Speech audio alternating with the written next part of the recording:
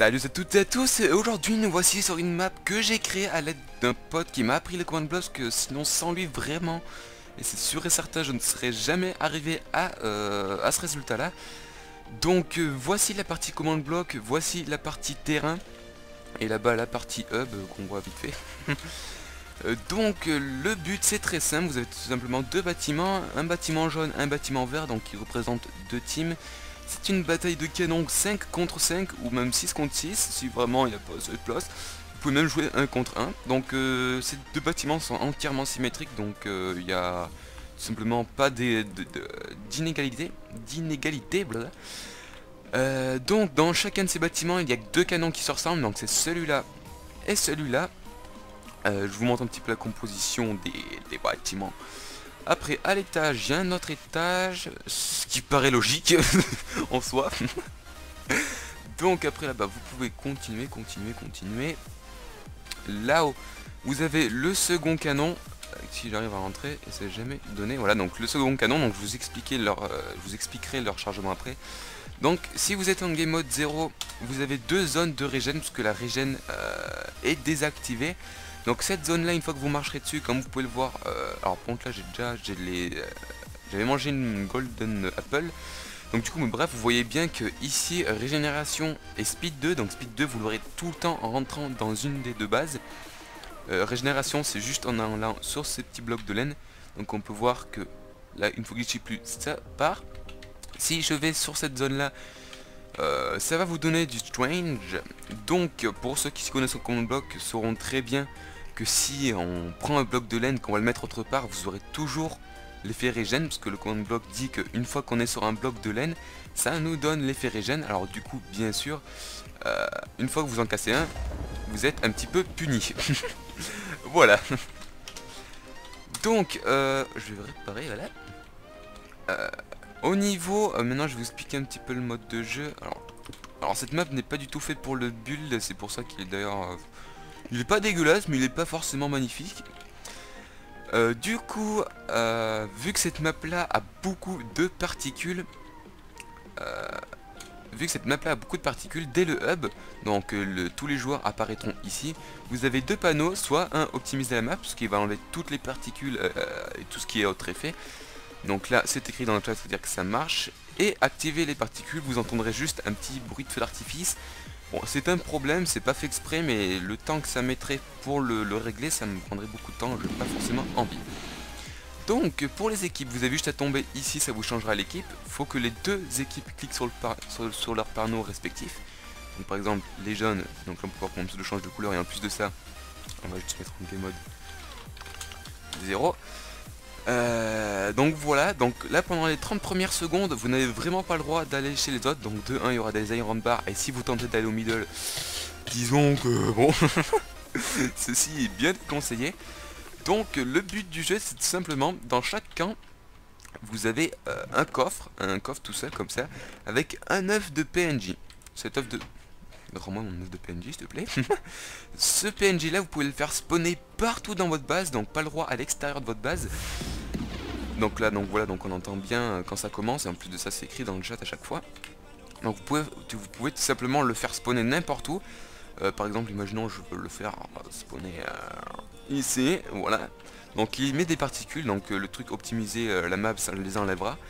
Et pour le tuer, il faudra quand même beaucoup de coups. Donc après ça va pas être si simple. Donc je vais vous montrer quand même le nombre de coups qu'il faut. Là. Et une fois que vous les allez tuer, bien sûr, ça va vous téléporter au middle pour dire l'équipe blablabla a gagné. Voilà, c'est écrit dans le chat, l'équipe vert ont gagné. Surtout qu'en plus c'est a gagné, bon voilà. Donc après continuons au niveau de... Merde, mais du coup ça nous met même dans game mode 3. Slash game mode 1, please. Ah bah oui, j'ai appuyé sur F1.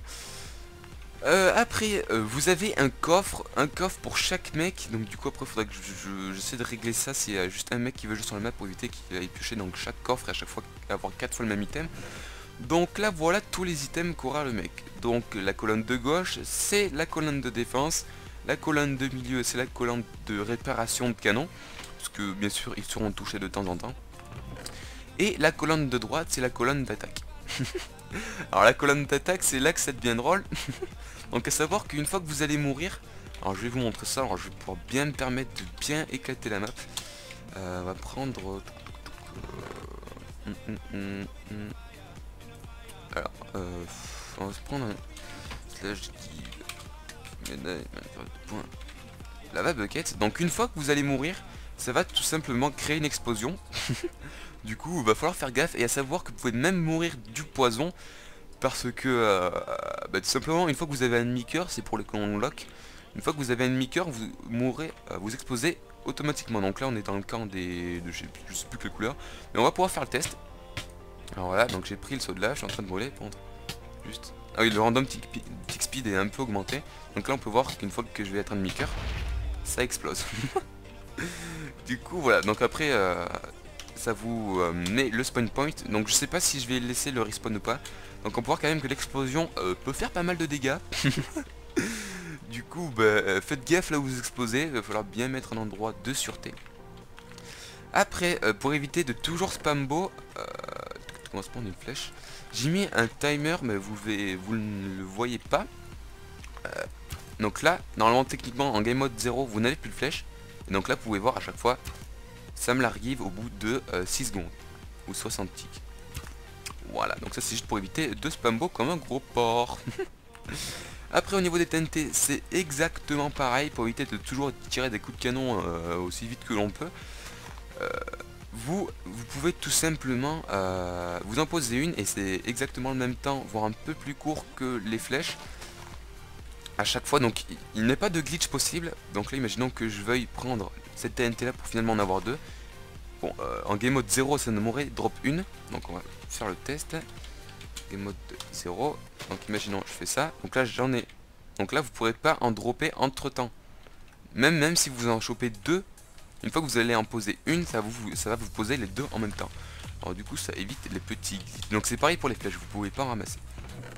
Après continuons.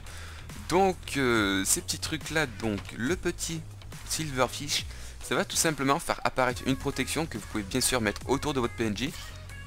Donc on peut voir que ça fait des petites particules. Donc ça fait des petites particules, donc si vous voulez protéger votre PNJ, et à savoir qu'après c'est vous qui ferez vos règles, mais les règles de base, ça sera, bon, je ferai un petit livre. Les règles de base, c'est tout simplement pas le droit de casser de blocs chez l'ennemi, donc du coup voilà, le moyen sera de passer par dessus. Après cette chauve-souris là, bloc, c'est tout simplement une chauve-souris. Alors on va vite prendre une épée pour éviter qu'elle cousine tout. C'est simplement une chauve-souris qui va faire apparaître des blocs sous elle, et vu que ça vole n'importe où, ça va en faire apparaître n'importe où. Donc là on peut voir qu'elle fait apparaître de la stone. Du coup ça peut vite devenir chiant chez l'ennemi. Alors du coup c'est là, faut savoir les placer. Au niveau de la chauve-souris Bad Boom, il nous faudra une fishing rod. Celle aussi elle est très marrante, donc la fishing rod. Vous avez juste à la faire apparaître, elle va voler aléatoirement chez l'ennemi. Une fois que vous allez tirer un coup de canne à pêche, elle va exploser. Ça peut aussi être très drôle. Bon, je suis peut-être un petit gamin, mais voilà. Donc, pour éviter que ce soit trop simple de passer dans le camp adverse, il y a tout simplement une zone au milieu qui n'est pas si simple à passer. Alors là, c'est que le shader, c'est un petit peu du cheat sur cette map là. Il n'y aurait pas le droit au shader, parce que sans shader, c'est déjà beaucoup plus dur. Là il y a le temps de vous voir arriver, donc là je suis en mode full speed, hein. Là je cours et tout, donc bon. Voilà, et bien sûr après une fois que vous reviendrez dans votre base, voilà, tous les effets sera reset. Donc continuons avec le coffre. Alors la pioche c'est normal, les plaques de pression et les snowballs. Oh, les snowballs c'est un beau petit kiff. Alors par contre les snowballs, est-ce que je les ai toutes prises? Non, c'est bon. Alors les plaques de pression, vous n'aurez pas le droit de marcher dessus, elles sont considérées comme des mines. Vous marchez dessus, c'est l'explosion instantanée, donc l'explosion de la plaque de pression plus votre explosion à vous. Parce que vous pouvez pas, enfin si vous mourrez dans tous les cas, vous aussi vous exploserez, même si vous passez directement de 10 cœurs à 0 cœur. Donc on va pouvoir faire le test. Voilà, c'est une mine et elle fait vraiment extrêmement mal, donc du coup, voilà, je vous conseille de bien faire gaffe à votre camp. Alors, ici c'est bien trop intact pour que ça soit le côté sur lequel on a essayé nos trucs. Donc la mine fait extrêmement de dégâts. Donc là on peut voir que ça continue de faire un bon gros trou. Oh, putain. Donc c'est bien violent. Après dans chacun des coffres vous aurez une snowball. Alors, pour cela, je vous conseille d'aller à l'étage du dessus. Bon, on va pouvoir se permettre de casser des blocs quand même. Non, on va aller par là-bas plutôt. Alors donc savoir que les cartes, enfin les bâtiments sont quand même assez solides, donc parce que comme vous avez pu le voir, genre là le plafond, les slabs, ça explose beaucoup moins que les blocs normaux, pour ceux qui le sauront. Et puis en plus de ça, chaque fois il y a 2 à 3 couches de blocs, alors du coup ça fait que la bataille de canon peut durer assez longtemps. Et c'est d'ailleurs le but. Et la snowball, alors je sais pas si j'ai... Oui non j'ai, c'est bon. On peut voir qu'à chaque fois, elle va tout simplement créer une explosion. Alors du coup moi, ça fait que je m'amuse souvent avec. Bon, vous en aurez qu'une par coffre, après ça sera à vous de bien viser, donc on peut voir quand même que les bâtiments sont assez solides. Donc là il s'est pris déjà 2 shoots et pourtant il n'est pas plus abîmé que ça. Donc voilà. Après vous aurez des signes dans chaque bâtiment, des petites pancartes, donc tout ça c'est que des bonus. Alors ça c'est pour les canons à TNT, parce que j'ai vu que j'ai juste vu après, mais ce canon, ceux qui sont proches des arbres, ils sont tout simplement embêtés. Ils ne pourront pas tirer, tout simplement la TNT va venir ricocher contre le feuillage et finalement exploser juste là, voire juste devant pour l'autre côté. Alors du coup ça fait que vous avez un bouton. On va essayer vite d'aller le voir. Hop là. C'est une sorte de bombardement, comme ça détruit les arbres, on est fixé. Donc il me semble que même l'autre côté peut le faire, ou je sais plus. Ouais non, que un des deux côtés peuvent le faire, parce que sinon après ça ferait carrément des trous dans la map. Et comme ça c'est largement suffisant pour voir que les deux canons peuvent passer. Après vous avez un autre panneau, juste là. Alors mieux de protection tout simplement, pour se mettre une petite protection, si vous voyez quelqu'un, genre si vous voyez une TNT arriver que vous voulez vraiment pas vous la prendre, vous mettez le 6ème mec s'il y en a un de trop, et vous lui dites d'activer le mur de protection et s'active. Alors il est pas très haut, donc les canons à TNT, je sais pas s'ils peuvent passer dessus, alors certains oui, certains non, donc après voilà. Donc on peut voir qu'il disparaît au bout d'un moment et le signe avec, c'est pour éviter de toujours spammer et de toujours avoir une mur de protection. Génère un bombardement, on va pouvoir le voir de loin. On peut voir qu'il y a des boules de neige qui arrivent, et les boules de neige ça n'a jamais été bon. Voilà, donc c'est quand même assez violent. Alors normalement elle s'arrête après, voilà.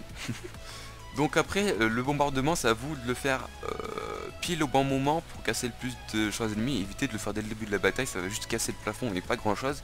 Je vous le conseille de faire à la fin. Tout simplement parce que à la fin il n'y aura plus de plafond et tout simplement tout pourra passer. Bon, je vais remettre les shaders. Après il y a d'autres panneaux. Il y a d'autres panneaux à faire spawner un zombie. Alors là c'est un des trois, vous pourrez pas activer les trois. Alors du coup je vais juste aller casser les commandes blocs qui font que les panneaux disparaissent. Alors là pour le trouver, là le bordel.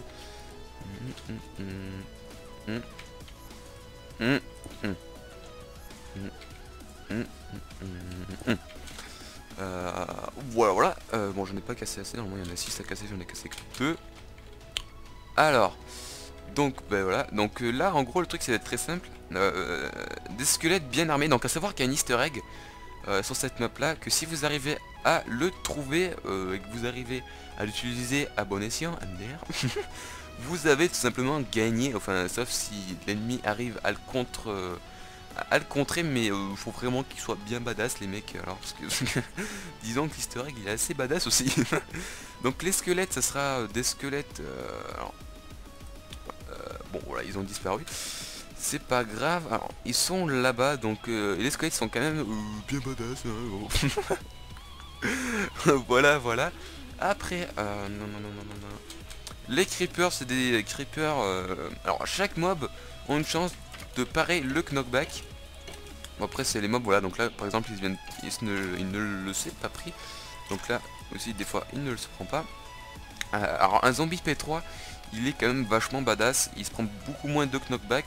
Et les creepers, eux, non amicaux, eux ils vont un peu plus vite, ils explosent aussi un peu plus vite que les creepers ordinaires et ordinaires ouais. Et c'est des creepers chargés, donc les creepers avec le petit truc bleu. Donc chaque fois ça fait un petit bruit pour bien montrer que vous avez fait spawner le truc. Donc à chaque fois ils vont pas spawner un truc random, ils spawnent toujours au même endroit. Donc voilà. c'est ça notre petit zombie. Donc là on peut voir que j'ai tapé 2, 3, 4 fois. Il se prend beaucoup moins le knockback que les autres. Donc alors pourquoi je l'ai fait spawner à l'étage? Tout simplement parce que si vous le faites spawner en bas et que vous êtes à l'étage, il pourra pas monter. Alors que si vous êtes en bas et que lui il est à l'étage, il pourra descendre. Juste pour vous faire des petits bisous. Donc voilà, je pense que j'ai à peu près tout dit sur cette map. Donc vraiment je la trouve assez sympathique. Alors est-ce que j'ai d'autres choses à vous présenter? Il me semble pas. Ah si, la salle des machines. Voilà la petite salle des machines. Alors les builds c'est toujours été pas ça. Donc après il va falloir un redstoner, un mécano entre parenthèses dans chaque équipe. Pour tout simplement pouvoir réparer les canons s'il a un peu plus de connaissances redstone que les autres. Alors voilà, donc pourquoi j'ai fait cette map avec l'aide d'un ami? Tout simplement parce que sur YouTube j'ai voulu aller voir et faire une bataille dans le genre, mais le problème c'est que les mecs, sauf aligner un bout de redstone et un repeater, ils savaient pas faire grand chose. Oui, je me demande que deux, parce que moi chaque fois ils disent que c'est une bataille super épique et tout, mais bon apparemment on peut vite les dépasser. Et cette map là a juste un inconvénient, simplement que vu que ça fonctionne avec des command blocks et avec une hyper clock, alors là ceux qui font pas de command block ne vont pas comprendre, simplement que le serveur ne va pas trop comprendre ce qui va se passer. Il y a déjà un pote à moi qui a essayé de mettre la map sur son serveur, il a crash instantanément. Du coup faut quand même un beau petit serveur pour pouvoir la faire tourner, c'est possible, hein, c'est pas parce qu'il y a des command blocks que c'est pas possible. Donc du coup voilà, j'ai fait le tour de la map, c'est pas de reset possible, donc c'est avec des plugins et tout qu'il va falloir la reset. Donc du coup sur ce je vais vous laisser et j'espère que cette map vous plaira. Donc je la mettrai pas encore en téléchargement, je verrai s'il y a beaucoup de gens qui la demandent pour la mettre sur serveur et tout. Donc du coup voilà, moi sur ce je vous laisse et sur ce bonne continuation.